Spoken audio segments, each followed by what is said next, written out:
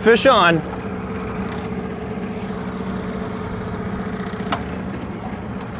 Oh, and there we go. Fish in the boat.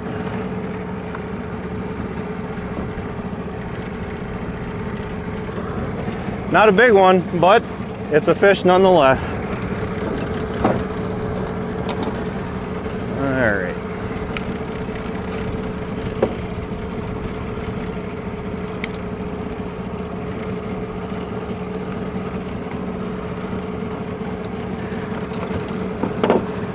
There we go. We got a little pink one with green. First one of the day. I wonder how big it is. 22 and a half. 22 and a quarter. Just too big to keep. And there we go. Welcome back and thanks for stopping. Today we're in a different setting again. Today we're out on a lake and we're using cane poles to go fishing. The species that we're targeting is a northern, or as some people would call them up in Canada, a slimy jack, or even a snot rocket. If you've ever fished for a northern, they are super fast in the water. So the method we're using today is with a cane pole. What we have is a bamboo stick, and it's connected to our fishing line, and we're using a rapala about like this. Now there's a lot of different types of lures you can use when you're cane pole fishing. I prefer using a rapala. Some people use a jointed one, a regular one. Some people use a 3 or 4 inch rapala. I like the bigger ones, the 6 inch-ish, somewhere in there. We also have people that use spoons. We got one going on right back there. He's using a black and white. Daredevil.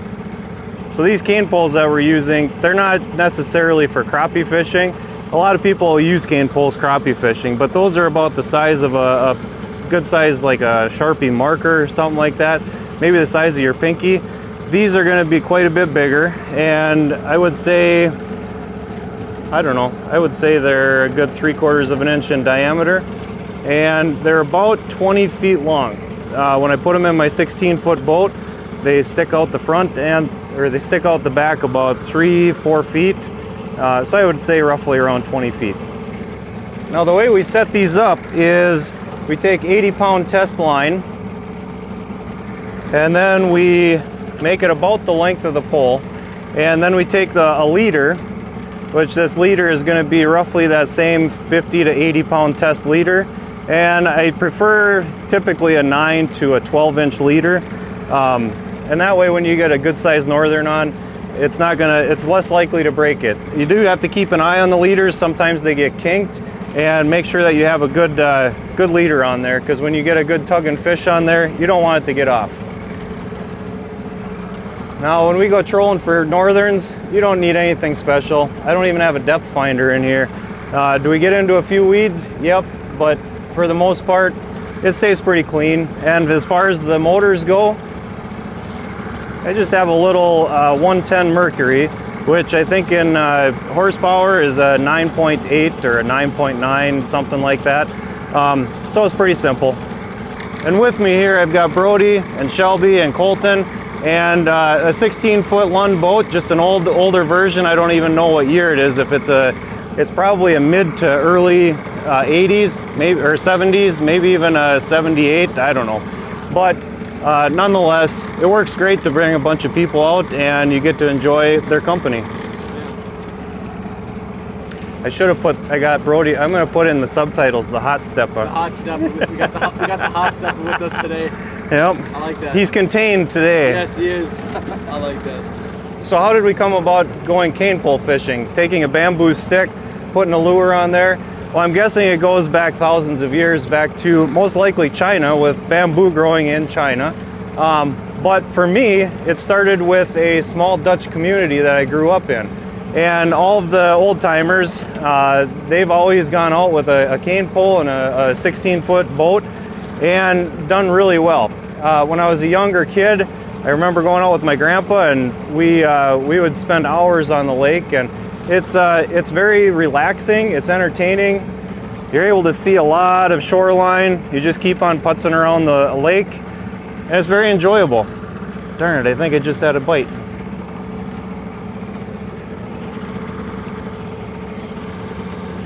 But once you get into cane pole fishing, it is extremely fun. And once you understand how to, or you learn how to clean a Northern, the biggest thing with people is they don't like the Y bones. Flavor-wise, to me, I think I would prefer a Northern over even a, yep, I'm gonna say it, a walleye. And a lot of it is how you prepare it, how you fillet it, and all of that kind of stuff. And the biggest thing with Northerns, again, is the Y bones. And a little bit later, I'll show you on how to take a Y bones out of a or how I take the Y bones out of a Northern.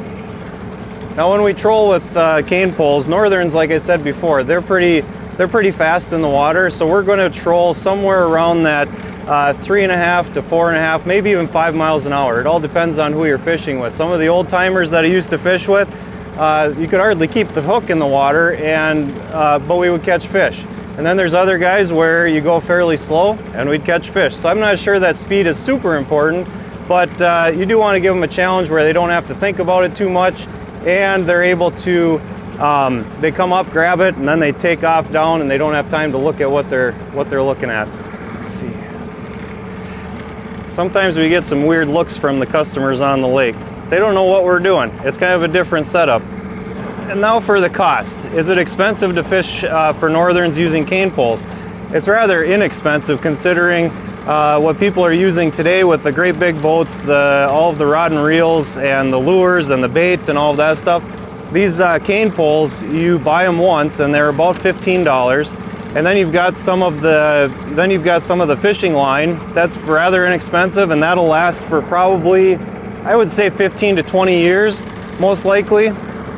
Probably even longer. This red pole here, that one's got some fishing line on it that I bet it's probably near 30 to 40 years old, and it still works.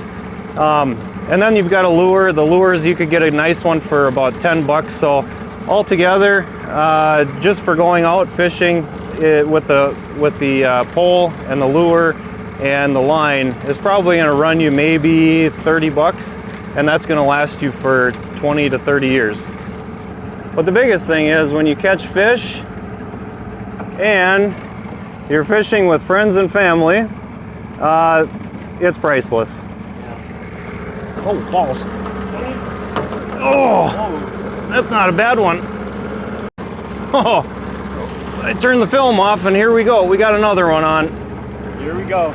All right, this one feels a little bit better.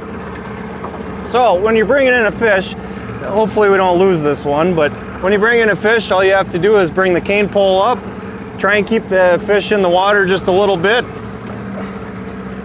We're gonna bring him up to the side of the boat here, and he's hooked fairly well, so we can just pick him up, bring him in.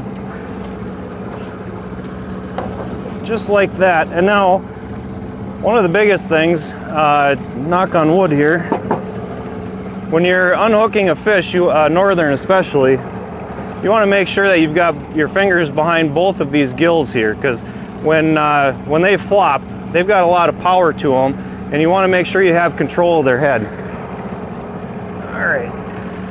So I've got a little pliers here. It's a needle nose pliers with the curved needle on the end, and I found that one works a lot better than even the straight ones, because you can kind of get in and you can maneuver it a little bit. And you want to be really careful when you're pulling out the lures. You want to make sure, number one, you don't want to hurt the fish too bad, and number two, you don't want them to be flopping around and get it hooked into your hand. And there we have it.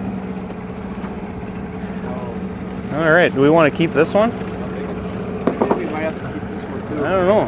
It might be a bit too big. He is. He's too big? He's too big. He's 23 and a smidge over a half. Well, that was fun. Oh. Sometimes captaining and fishing at the same time is a little tricky. But there's another fish, number 2, a little too big, so he's going back in. Perfect. One benefit is if you use a C-clamp like this, then you hook the pole under your leg right here like this. You got your hand on the motor, you've got one hand available, for a beverage of your choice. It's real convenient.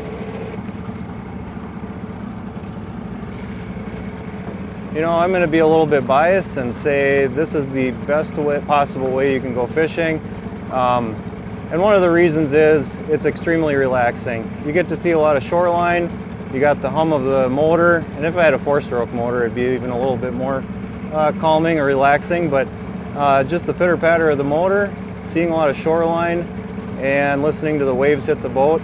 There's a lot to be said for taking a little bit of time out of your day or even your month or week, just finding some time to relax and unwind. Oh, Shelby's got one. Holy smokes. And then bonus, almost catching a fish. Bonus is almost catching a fish. Yeah. But finding that peace and relaxing, I think with the hustle and bustle in today's society and the constant stimulation that's always needed with smartphones and technology and all of that kind of stuff, our bodies are craving a relaxation point and winding down. So with that, I'm going to sign out. So goodbye for now, and thanks for watching. You guys going to wave goodbye? Peace out.